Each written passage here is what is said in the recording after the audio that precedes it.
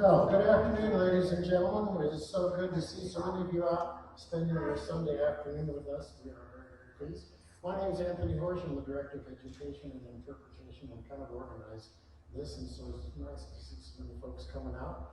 Just to give you a preview of coming attractions, March 12th, we have a presentation by Christina Stockman of the Sewing Machine History Museum here in Wichita, something that's only been open about a year. So she's going to bring some machines and tell you how this changed the world.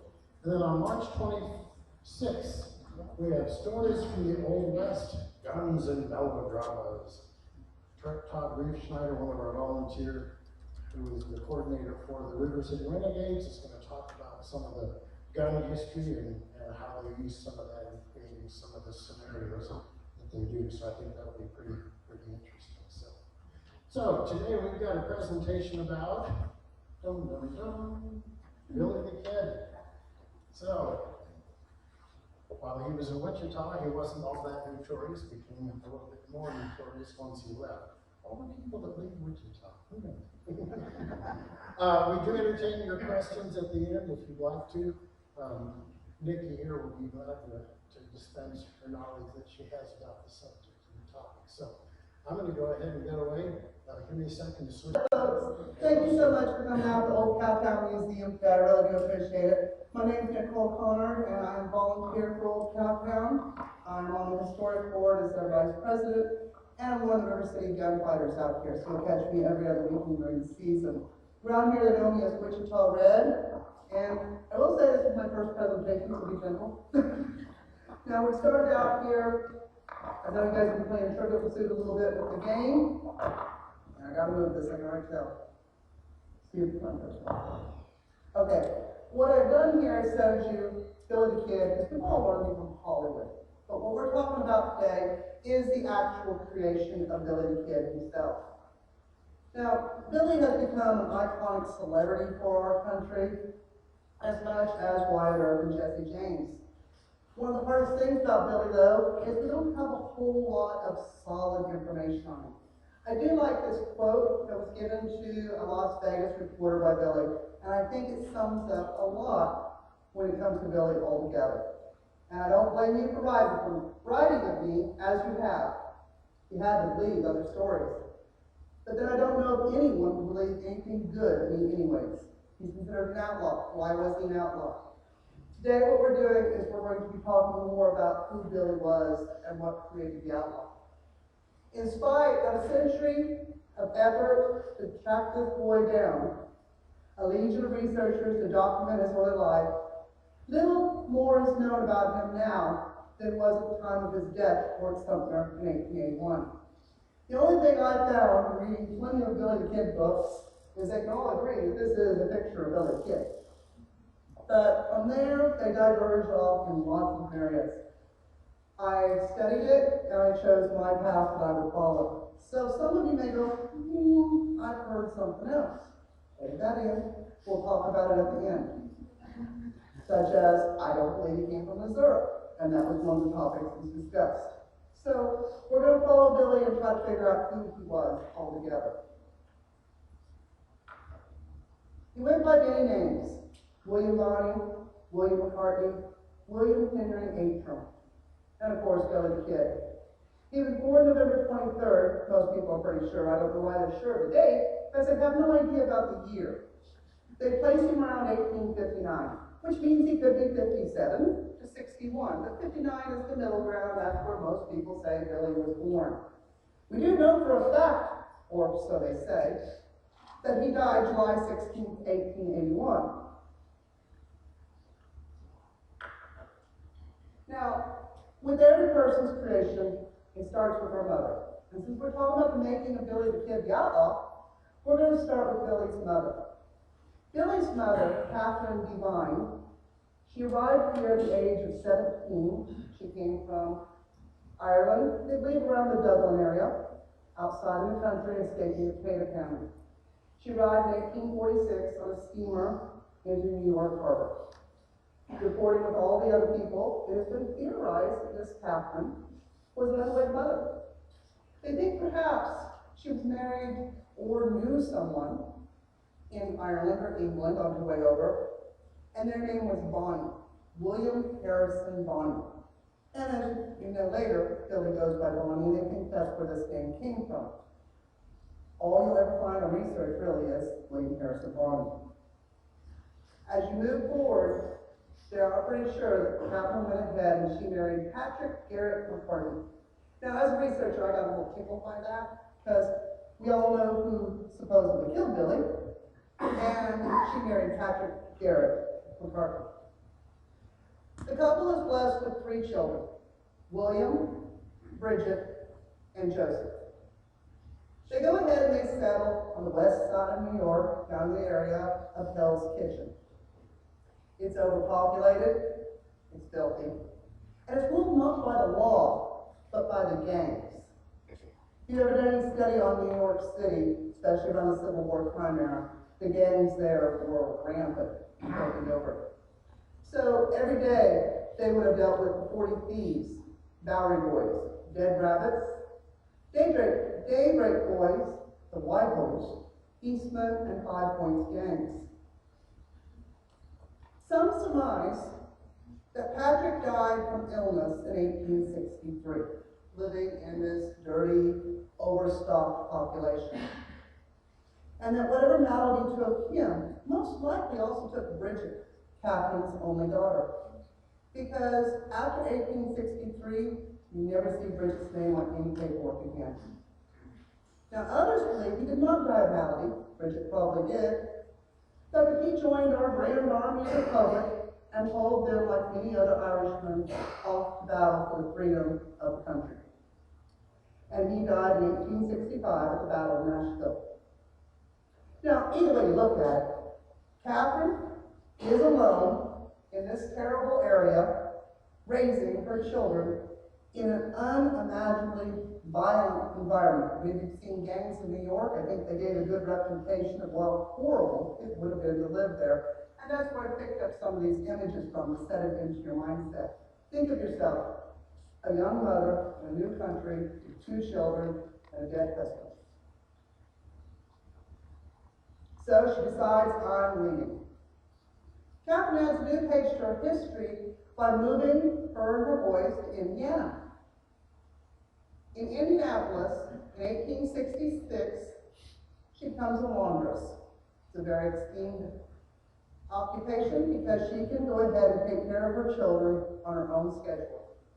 Billy's age 7, and his little brother Joseph, or as they like to call him, Josie, is only 3 years old. Later in life, neighbors recall Catherine as evidently of Irish descent, medium height, straight and graceful in form, with regular features, light blue eyes, and luxuriant golden hair. She was not a beauty, but what the world calls a fine-looking woman. She was courteous and with a benevolent spirit, joy, full of life and mischief. She sounds like she'd be a good neighbor, somebody to hang out with. And it may explain why a Union veteran and teamster named William Henry Harrison Atram, nice repeat of names in there, isn't it? A dozen years her junior, became close friends with Catherine. So they're living in Indianapolis. It's 1870, the war is over. America's growing and changing. Put your mindset into 1870. The United States has a total population of almost 39 million. What a small number. The 15th Amendment is ratified and Congress creates federal holidays and the National Weather Service is established. Louisa Swain is the first woman to pass the ballot in Maryland, Wyoming, and Utah passes the right to vote for women. The Confederate States of America ends on July 15th when Georgia, the last state, is readmitted into the Union. New York City starts construction of the Brooklyn Bridge, and they have their first subway running. Louis Pasteur establishes the germ theory of disease. Standard Oil Company is organized by John and William Rockefeller. Jill Robert Lee and Charles Dickens both pass away. Women's fashion, the skirt's fullness has moved to the rear. The leisure dress becomes an important part of the wardrobe. And the artistic dress with its medieval details and uncorseted lines is in vogue in 1870. The second industrial revolution has commenced, and gold has been found in the Black Hills. The magic lantern movie projector is patented, and roller skating has just become the latest craze. Jules Verne's 20,000 Leagues Under the Sea is published. Wagner releases The Ride of Valerius, which we all listen to this day. And Americans, we are performing our God-given duty of manifest destiny. So of course, Catherine McCarthy decides to do the exact same thing. She heads for Kansas. Like so many other people, they've heard the great land that Kansas is offering, the free land that Kansas is offering, the inexpensive plots of land you can buy if you can't get it for free, and they pack up and they head for Kansas. And when I say they, I say that William Atrium goes along, or as they affectionately call him, Uncle Billy. Uncle Billy is a plat of land from our William Rifenstein here in Wichita, at the junction of Little and Big Arkansas rivers where we sit. It was 80 acres, our town. Imagine 80 acres, Wichita. 16 blocks. Our main street is 90 feet wide. All the others are 70 feet wide. They roll into this town that's surrounded by grass so tall you can't see passing livestock at a distance. And here they go ahead and decide we're going to get some land right downtown near that 80 acres and that main street. They're too late. Because Wichita spread its word quickly and grew just as fast. Some of our early settlers and pioneers have spoke about Wichita. And what you're looking at here is from the J.R. Mead collection, one of our earliest founders. And it's Main Street, Wichita, in 1870. And we're looking north from Douglas Avenue. Now, J.P. Allen, one of our druggists who made a very good income here, said, the little group of buildings that was Wichita that year, sitting in a sea of grass, created a vivid mental image of civilization amid wilderness. From the top of the Empire House Hotel on Main Street, he could see over treeless prairies for miles. I find that part hard to believe because we are now a city of trees. Even Washington knows that we're a tree city, and yet all he talks about is prairie grass. So that's something to keep in mind when you think about our town. We didn't have trees at this time, and our pioneers frequently remind us of that. The Episcopal Church was almost hidden by a huge crop of sunflowers. Prairie grass was everywhere. And a slough of water ran across the single main street, forcing citizens to enter some of the businesses on boardwalks. A few miles south of town was absolute wilderness. This is William Ross's description in 1870. So here they come into our new flourishing town with all the other settlers. It is summer of 1870, and she has gone ahead and was unable to obtain that homestead she wanted close by. But Uncle Billy was pretty set on the idea. He wanted a farm.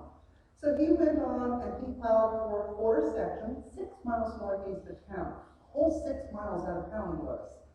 By the way, it's currently 21st and all of it. Now, he was a hard-working man. Adrian built a 14 by 14 frame story, 1.5 story house with pine shingle roof, 2 doors, and 3 windows. I like that they mentioned the doors and windows. But, you know, they had to bring all that in, the glass and all the windows, so it was important.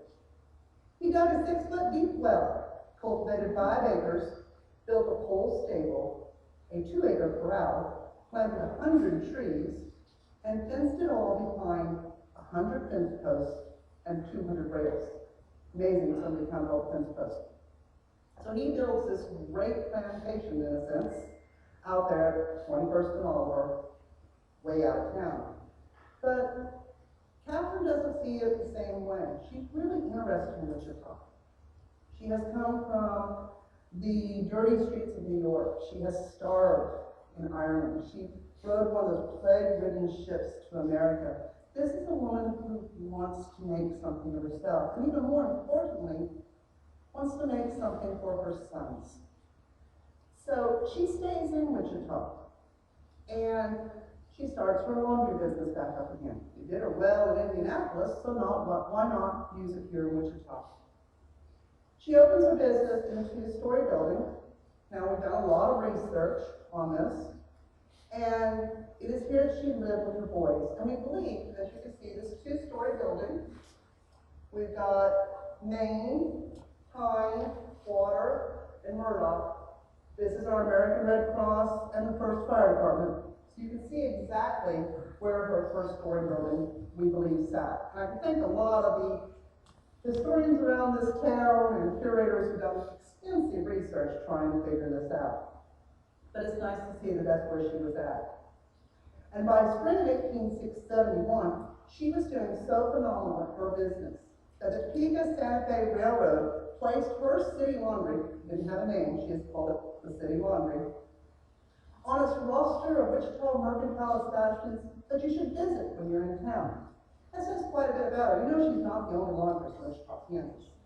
But she's made it all the way to the register of the railroad, and the railroad rules out west.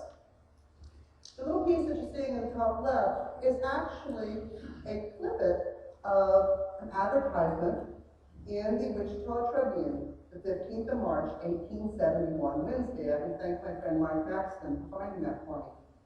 The city laundry is kept by Miss McCarthy, to whom we recommend those who wish to have their lines made clean. Their lines made clean. Seems like an odd way to describe it.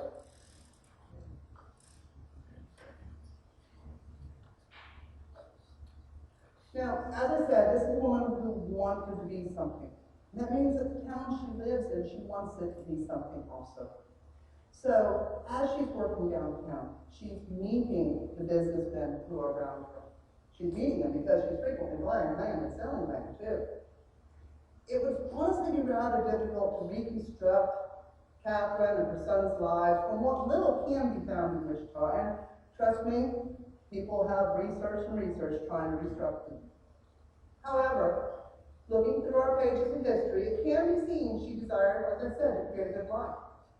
And remarkably, in a time when women, well, generally we had two roles. You could work over in Delano, yeah. Or you could be a pioneer, which means you just worked all day long night.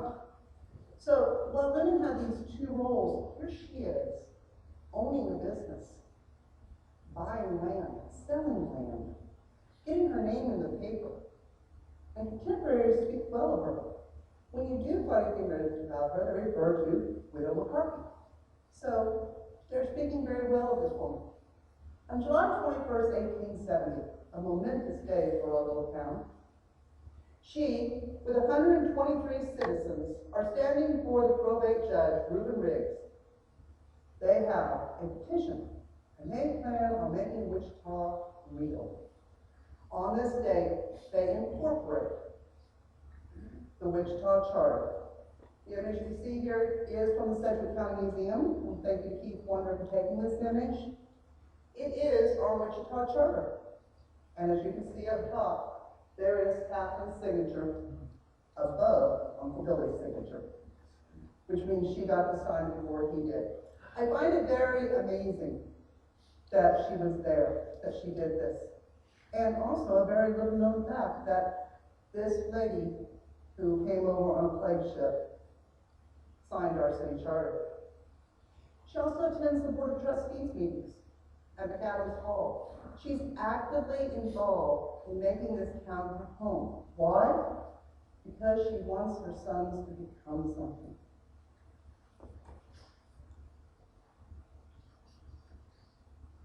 Well, 1870s also bring about another major event here in Wichita, Kansas, a money event, as we all know. It brought the cattle, and the cattle came, and with them they brought their rowdy cowboys. Now, those cowboys, swearing, drinking, doing as they please, according to George Anderson, According to the St. Louis Republican, Wichita resembles a brevet hell after sundown. Now, can you see her? She's already lived through a brevet hell in Hell's Kitchen, New York, and now this town that she's trying to make into something is doing the same thing. There is an absolute lack of morals. Liquors being sold on the Sabbath, braces of Navy revolvers and jingling spurs are roaming the town. Wichita's going to hell in a handbasket, basically. What appears to be the final straw for Captain is handsome Jack Ledford. Jack married a local girl and settled down to run the Harris house. However, his past is checkered. Jack is thought, among other points, to be a counterfeiter. He ran an outlaw gang that robbed, murdered, and rustled from Kansas all the way down to the Texas Panhandle. And then he came settled here in Wichita and tried to make himself an entrepreneur. But on February 28th, Deputy U.S. Marshal Jack Bridges led a posse. They included 25 soldiers from Fort Parker's 5th Cavalry into Wichita specifically to find handsome Jack Ledford, and find him they did. And a raging battle occurred. In fact, he was shot dead and he came guns a-blazing out of an outhouse. Recollections of Colonel Marsh Murdoch say Henry, as he was called then because there was already a Billy in his family. Henry was a street gamine in the days of the Longhorns. Most certainly, Billy would have been there or about the day of the battle. And this was Catherine's last straw. She's put up with all this nonsense long enough, and her reaction to it is, fine, I'm going to buy property outside of town. Because Catherine wants better for her boys. That's the one thing you definitely see all the way through her story. And the schoolhouse, well, the sod house, which means they just kind of found one of the leftovers and threw all the students into it, its roof is falling in, so the kids aren't going to school no more. They are running the streets, as Colonel Marshall Murdoch says. Respectability and lack of it has totally taken over Wichita. And the gun battles and murders in the streets, she's just done.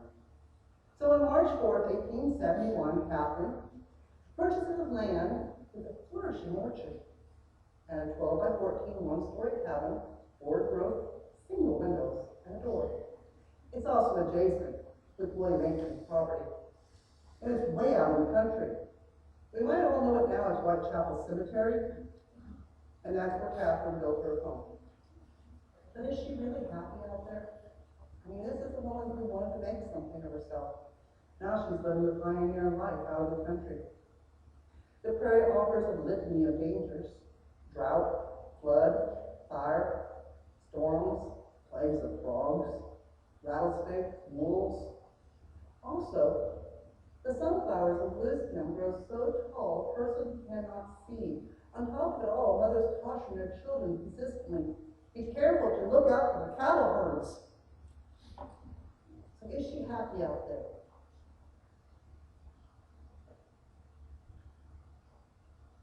Well, we'll never know, unfortunately.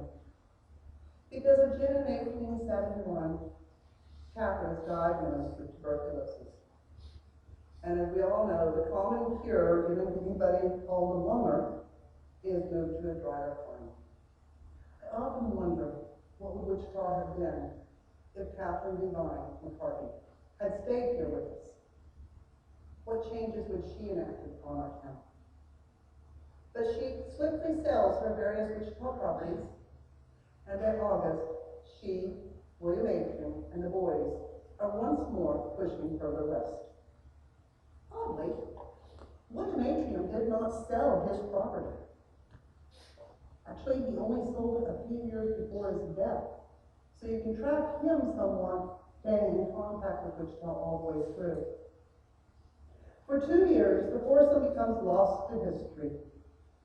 Did they remain in Wichita for those 2 years and we just don't know it? Did they move to Denver? Did they actually push west? Did they go straight south? 2 years researchers have sought and sought for information on that. You would think that they would have asked Billy's brother, Josie. Unfortunately, Josie was such a boring dullard that nobody wanted to interview him. Imagine, they could have interviewed Josie, but he never was.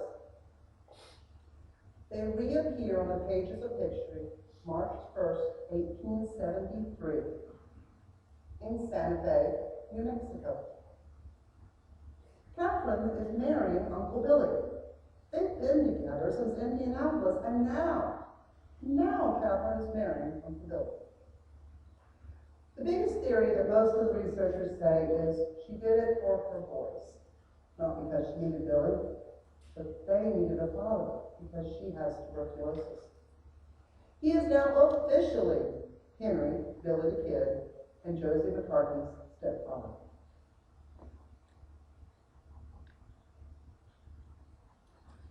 They spend just a short amount of time in Santa Fe.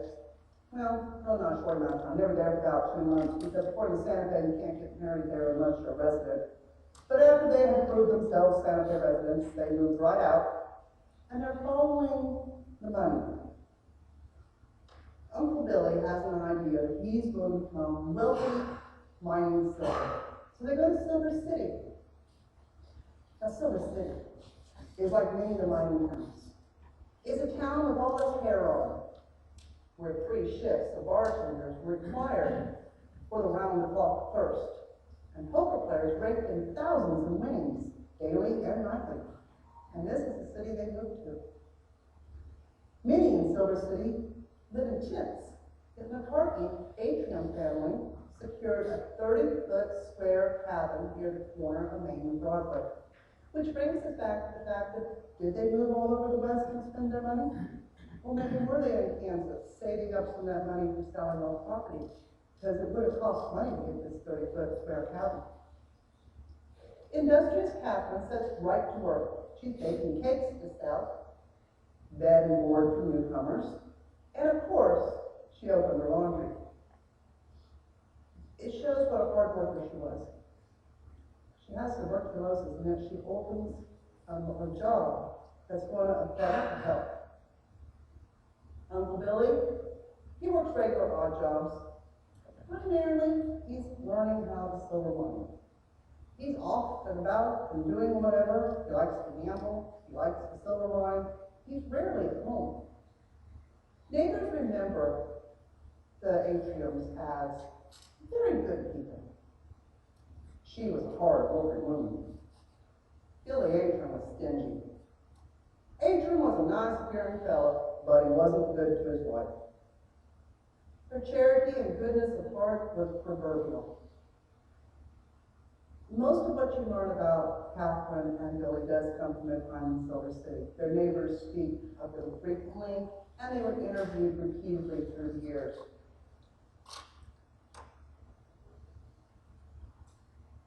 One of the questions that comes up about Silver City is, how old is Billy? Some reports say he was 12 years old. Some say he could have been as old as 14. And that really leads you into how old was he when he became an outlaw? I like to think he's probably in the middle. He was probably 13. But once again, we know he was born on November 23rd, we just don't know his year. His friends and his his friends and his teachers and others had a lot to say about Billy. He was just an ordinary boy like any other, just as mischievous. He wasn't a bad fellow. He was undersized, really girlish looking. I don't think he weighed over 75 pounds. Scrawny fellow with delicate hands and an artistic nature. Always quite willing to help with chores around the schoolhouse. No more of a problem in school than any other boy growing up in a mining camp. He was sharp, bright, and alert. Ambidextrous, quick with his hands, with eyes that never rested, that were always shifting. He had a fine singing voice, and he joined his mother at Saturday night reels as a dance partner. There was quite a few I read about that, about how Saturday nights Catherine would go down to the local, not the drinking dance halls, but the ones the families joined in on. And that always her partner was her light-footed son. On Wednesday, September 16, 1874, Catherine Devine Atrium dies in Silver City. Her boys have sat by her bed for weeks. She's been bedridden for 3 months. Billy's been out in the mining fields having a good time doing whatever Billy does, while the neighbors took care of Catherine in her last breaths. They say that Billy would come straight home from school each day and sit with his mother and read to her each night until the light got too feeble to read.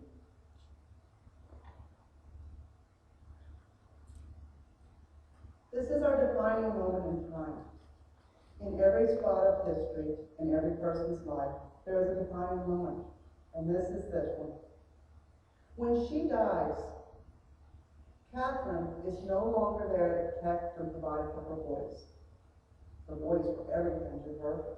And to protect her boys, she had married the man that had followed her from Indianapolis all the way to Silver City, because they were needing a father.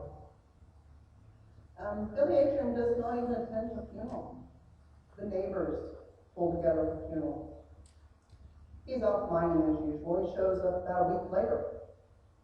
On his return, the first thing he does is rip the boys out of the neighbor's house, and he separates them, freeing himself of the responsibility of caring for them. Henry goes to Gerald and Clara Truesdale, the owners of the Old Star Hotel, to work for his bed and board. Summer '74, he moved out because it was a difficult household to live with. He took a room with R.H. Brown and earned his keep after school in the Knight's Butcher Shop. Josie was placed with Joseph Dyer, owner of the Orleans Club, also working for his keep. When you're reading this part of history, you'll run into people thinking that maybe Josie was actually the older brother. Because when you read about him at the Orleans Club, Josie is, he's one of the dealers. He's selling alcohol. He's running errands. It makes you think he might be older. But then again, when they go referring to him by Joe or Joseph, and Josie seems like a child by name to call the older brother. So you can see how Billy's history flip-flops back and forth and makes it hard for you to really track what happened to them. But either way, the brothers have been separated. Her worst nightmare has come true. There's nobody to care for her children. They are working for their own board and keep. Alone, now Henry has others start calling him Billy. His name before Atrium had come along. He also takes to running with Silver City's village Arabs. The local newspaper refers to this as the kids who run the streets. The village Arabs who knock over barrels of whiskey and scoop it from the streets, who plunder saddlebags when people aren't watching, who rip clothing from lines, and he's been running with them while going to school. His teacher says he's an excellent student and that he shows up every day and helps her after school. He attends choir practice for their recitals that they're going to do. So he's really got a mixed point of view here. He's running with the bad kids, but trying to be who his mother wanted him to be. And we come back again to the question, how old is Billy? Always the largest question when it really comes down to him, and he is the kid. Most likely at this point he's 14 or 15, and some have still thought he might be 13. Amazingly, Billy's first theft was several pounds of butter from a ranch house. He sneaks up to this ranch house, he steals the butter, he takes it into town and sells it to local merchants. Obviously, he was easily caught. And they gave him a good talking down and promised to behave after that. Unfortunately, he made a new friend. His new friend was his companion, George Schaefer, a.k.a. Sombrero Jack. You just want your kid to hang out with somebody named Sombrero Jack, don't you? He loved to drink and to steal.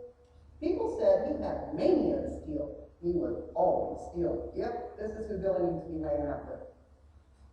George thieves $150 to $200 in loot from Charlie's son's local laundry. So we always hear about him stealing clothing as his first. His first was butter. His second was not just clothing, it was a peacemaker, a brand new peacemaker, a rifle, some chaps, some clothing. He didn't steal it. Sombrero Jack stole it and asked him to hold on to these goods for me and I'll give you a cut. Well, R.H. Brown, where he's staying, found the goods in his room. Also tells you he's pretty young, because that was a smart move to do, to put your stolen goods in your bedroom. And she turns him over to Sheriff Whitehall, who locks Billy up And of course, George has skedaddled out of town. Nobody's seen Sombrero Jack again. Whitehall, they asked him, Billy really wasn't that guilty. How long are you going to keep him in jail?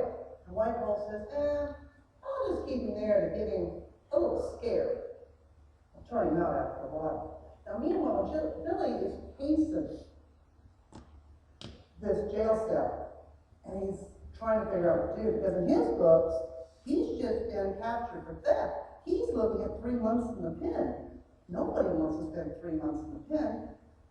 He's friends with Sheriff Whitehall, and he says, they keep me in this little bitty cell every day, and I can't give you fresh air. So the sheriff says, let him out for an hour to walk up and down the hallway and get some fresh air. They let him out. Sheriff goes off and does his things. He comes back. Billy's gone. And he runs outside. He looks around the building, and he can't find Billy. And there's an old Hispanic man on the hill. He goes, are you looking for the boy? And he's like, yes. He climbed out the chimney. Which really tells us how scrawny Billy was, if he could chimney himself up the chimney. Because Sheriff Whitehall said when he went and looked inside, he could see the scuff marks of Billy having escaped.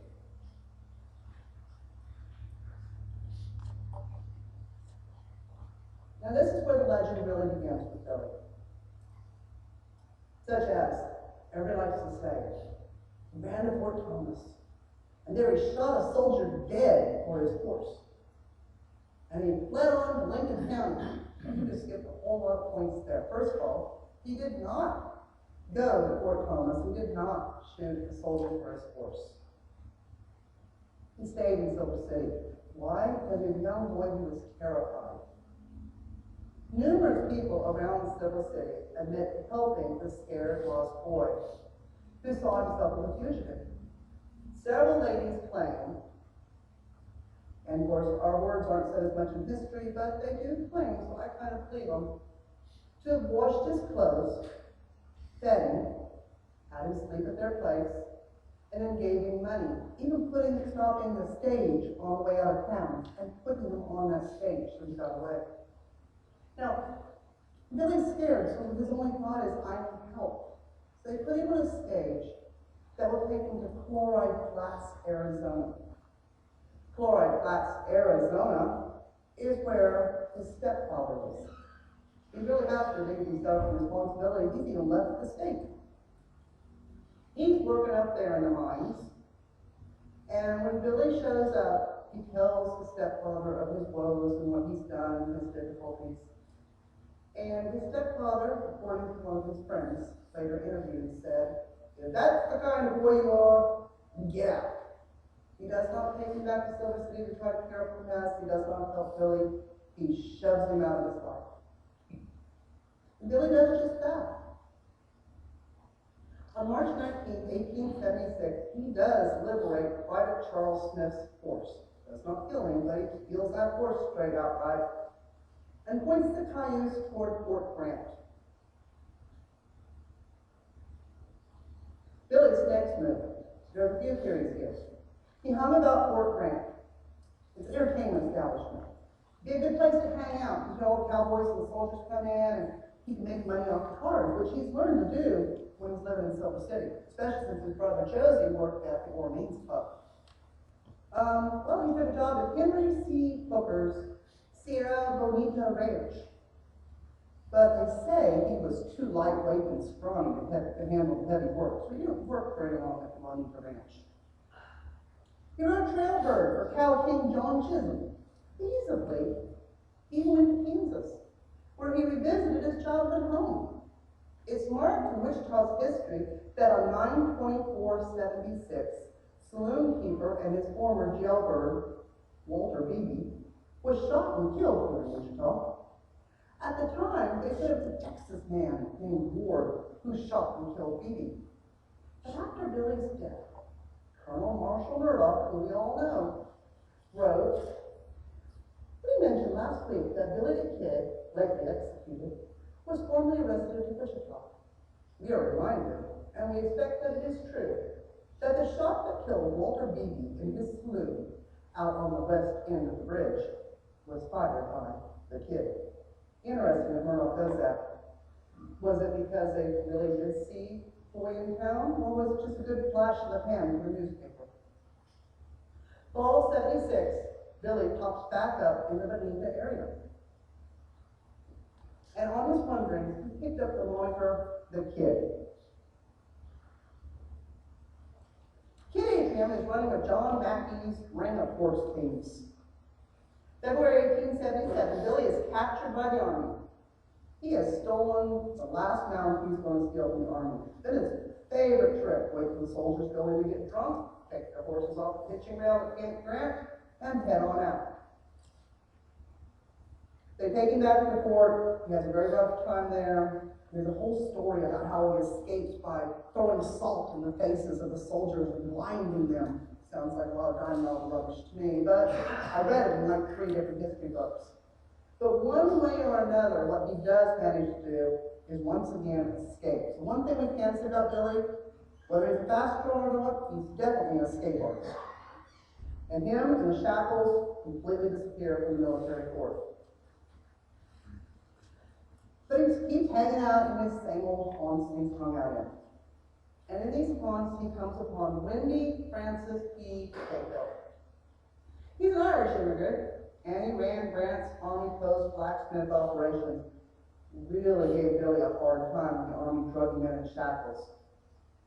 Now, Grant, he stands 6 foot, weighs a little over 200 pounds, and pridefully carries the reputation of a loudmouth and boy. We've all met those types. Cahill enjoyed demeaning the scrawny Billy. Maybe because he was so well liked around the camp. One thing you can't help but learn as you read about Billy the Kid was he was a charming, witty person. That's why he was able to hide so well. So many people liked him. Friday, August 17, 1877, Billy's playing poker, amazingly, at the same table as his good friend, Cahill, in the Cantina Saloon. The pair argue. Wendy bellows, "Billy, you're a pimp," which is basically putting him down as being a lowlife. Kid Adrian shoots back, "Well, you're a son of a biscuit eater." We'll just do a slight version on that one. Cahill takes Billy to the floor in a rush. His fist pummeling this lightweight boy. Unable to struggle free, Billy yanks the 6-gun from his waistband. Now this is where it comes. Did he tell the man to get off? Did he damage his abdomen with the bruise of the revolver, or did he just fire? But one way or another, this boy, being pummeled by a giant blacksmith, shot him. According to one witness, Billy had no choice. He had to use his equalizer. And Ms. Cole told us that God makes us all equal. Once again, Billy fled, not understanding that a jury, if he had stayed, would most likely have considered his youth, his size, the situation, the alcohol, and he probably would have gone off on a self-defense plea. But he's on the run. Now he's fleeing murder. Wendy is his first kill at the age of 17 or 18. Known from Socorro, Chihuahua, no, that's right, Chihuahua, from Gila to Pecos as the Boys, he falls in with the Boys. They're led by former Chisholm cowboy Jesse Evans, and he runs with the Chain Gang, which is even a larger group of criminals, that is run by John Kinney. The outlaws stole what they wanted. They terrorized and slaughtered anyone who got in their way. As a renegade, I could not help but hear our tagline of "We do what we want, when we want," when I was studying this, because it sounds very much like what the Chain Gang and the Boys did. On the run, homeless, penniless, friendless, the kid runs from Arizona in the Apache, and he joins the Boys. Most likely hoping to share their plaintiff immunity to the law. No matter what these guys do, the law doesn't do anything for them. September 18, 1877, Boys rustle John Tunstall's stock, notably his matched dappled gray hair. This team pulls his buggy. Everybody knows this team. It's a gorgeous team, and they steal it. October 1st, the Boys pass Silver City resident C.A. Carpenter on the road. And he paused him and says, "Hey, that was Henry Atrium that we passed."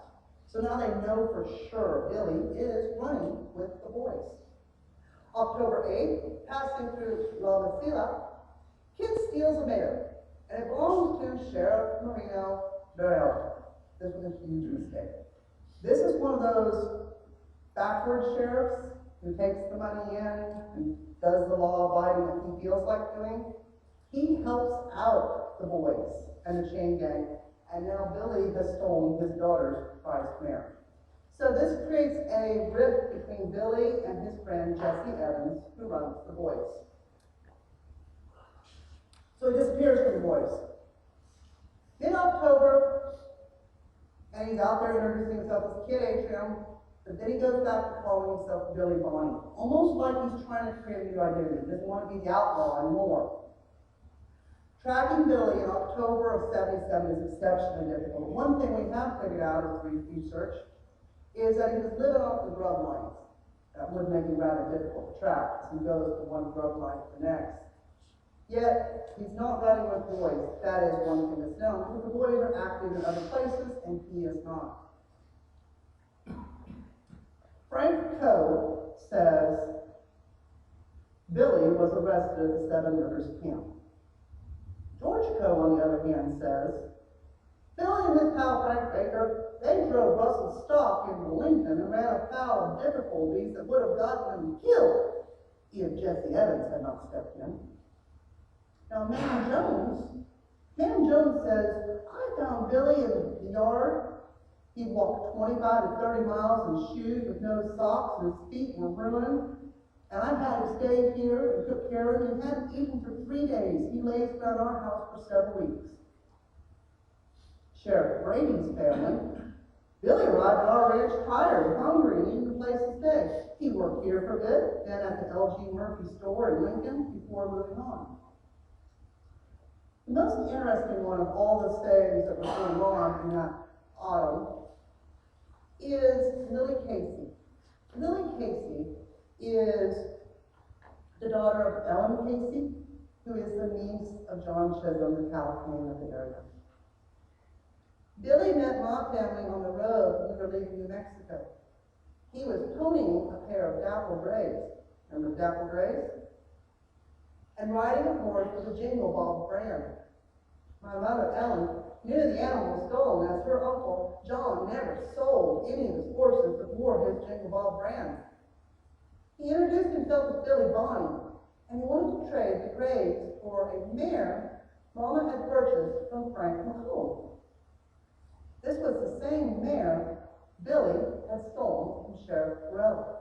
He figured he'd get it back. He could give it to the sheriff, he could get back to Jesse's good standing, he'd have the boys to hang out with again. So that's why I find Lily Casey's to be interesting, because in many ways, it seems like the most direct path that he would have taken. Winter of 1877 is rolled in.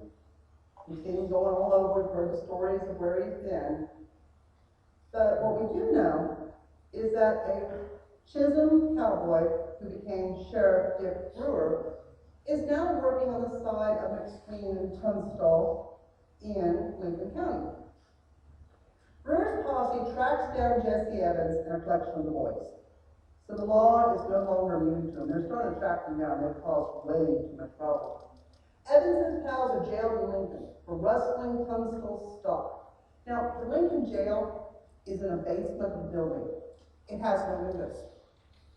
The only light they get is when they open the door each day to put in food and water. And once an hour, every day, they take their prisoners out into the backyard and let them have some sunshine. So after a month of this, Jesse's ready to bargain. And he says, I will give you the location of Tunstall's pride dapple grays and who stole them. And he does. Later, the boys are rescued in an amazing standoff that makes you kind of think there might have been some other dealing going on. But Dick Brewer fetches the man they said stole the favored horses back. And that man is Billy the Kid. Or boy, I should say. Now we're speaking of John Tunstall. He's 24 years old. Every movie you ever see John Tunstall is an elderly old man. He was 24. He's of England. He's determined to make his fortune in America, and to do so, he must outwit his opposition, which is the house. Now, he needs people on his side to do that. And so he sees Billy in jail after he gets his prized apple grades back and thinks, you know what? This kid has ran with the chain gang and ran with the boys. He can turn state's evidence. And so he goes to make friends with Billy. Robert Casey is the quote that I use about him making friends with Billy. The kid never had sense enough to dispose of those horses. Tunstall sends the sheriff down there at Seven Rivers, arrests Mr. Kid, and brings him and his horses up and puts him in jail. Where there, the poor boy lay without a friend to go to his bond. Finally, the kid got tired of staying there in jail and didn't know what to do and sent for Tunstall to come to some sort of agreement with him. Billy says he was willing to rectify the wrong and told him just how he'd come to steal the horses, that the Pecos outfit down there had lulled him into doing it. He touched Tunstall's heart, they say. Either the kid or Tunstall made the proposal that he join the side if you get him out of jail. The kid jumped to it, and then he got on Tunstall's side. I think that is the more romantic version. State's evidence is probably much more the reason that Tunstall made Billy his friend. Which at this point brings us to the Lincoln County War. And the Lincoln County War in itself is a whole nother story. Or as Bukowski says at the end of Crime and Punishment, but that is the beginning of a new story. The story of the gradual renewal of a man, the story of his gradual regeneration, of his passing from one world into another, of his initiation into a new, unknown life that might be subject of a new story, but our present story, the creation of Billy the Kid, has ended. So this one, I'll take any questions anybody has. Ooh. So do we know how Catherine McCarthy was when she was here? They say that they believe that she had tuberculosis even when she was here, but that it got worse. Some people think she may have had it started getting its beginnings in Indianapolis, and it could have been yet another reason why she moved here. And the question was, do we know how Catherine McCarthy was when she was in Wichita Health Class? Any others? Yep. You know the circumstances of when he was shot, or? The circumstances of when Billy the Kid was shot with Pat Garrett, he was at the Maxwell house, and Pat came in and shot him, according to legend, which is a whole other story in itself. But of course it goes back and forth. Did Pat shoot him? Did Pat not shoot him? But the one thing I do know is Pat had said, if you stay in the county, I will have to hunt you down. If you'll just leave the territory, I'll never come after you. Well, Billy wouldn't leave the territory. Any others? Yes? So what made Billy the Kid such a legend as compared to other outlaws? Was it his charmingness? Was it, what was it about Billy the Kid? Question is, what made Billy the Kid such a legend? Was it his charmingness, or what was it about Billy the Kid? America likes our underdog, and Billy is an underdog. He lost his mother. He went through dire circumstances. And honestly, if it wasn't for the Lincoln County War, we wouldn't even know about Billy the Kid. But he became one of their riders for Tunstall, and he thought he was fighting for the correct solution and pushed it all the way out there. He led the regulators once Dick Brewer died, and it really pushed him into the newspapers. But a lot of it does, many researchers believe, comes back to how charming this child was. Any others? Yes? Do you know the circumstances of that photo? Not that I've read any of the books, except that most of the photos times you see it, it is backwards. So I made sure to flip around to the right side. He's not left-handed, but he is ambidextrous apparently. I was just wondering, I mean, somebody back then looked at a photograph, and that's a notable occurrence. It is, and this is a very famous photo of Billy. I've colorized it here. And there's no markings on the photo anywhere to say where it was even taken. It was taken in Fort Sumner or Silver City or where it was taken. All I know is it belongs to a local business entrepreneur and cost quite a bit of money when he bought it. Any others? Saying Billy went to school, so he could read and write, so he had those basic skills. He wasn't just No, he was not illiterate. His mother, as we've seen from going through Catherine's history we found, was very much on improving her children.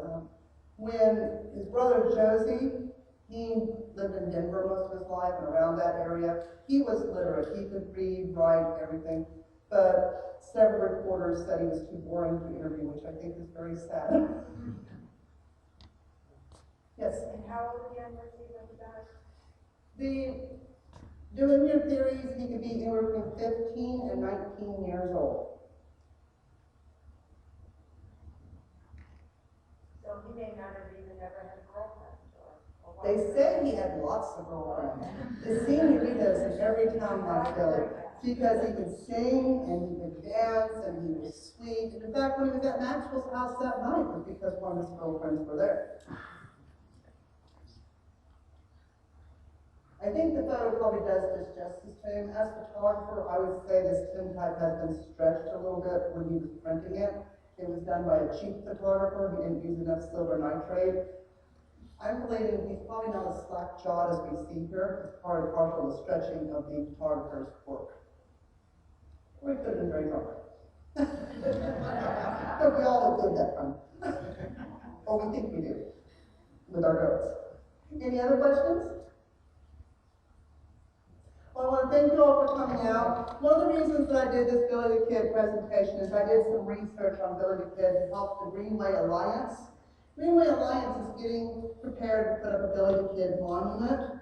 It will be out here at Old Cowtown if everything I hear is correct. This monument's going to be big on black marble. You'll be able to stand right next to Billy and have your picture taken. So hopefully when we get that monument put up, you'll all come out and see us. But I really appreciate each one of you being here today to share in on how Billy is actually tied to our town, how wonderful and amazing his mother was. And if you have not got a membership to Old Cowtown Museum, I encourage you to do so. We have a wonderful season coming up, and your membership money goes straight to the artifacts, education program, and volunteer program. Thank you so much for coming out today.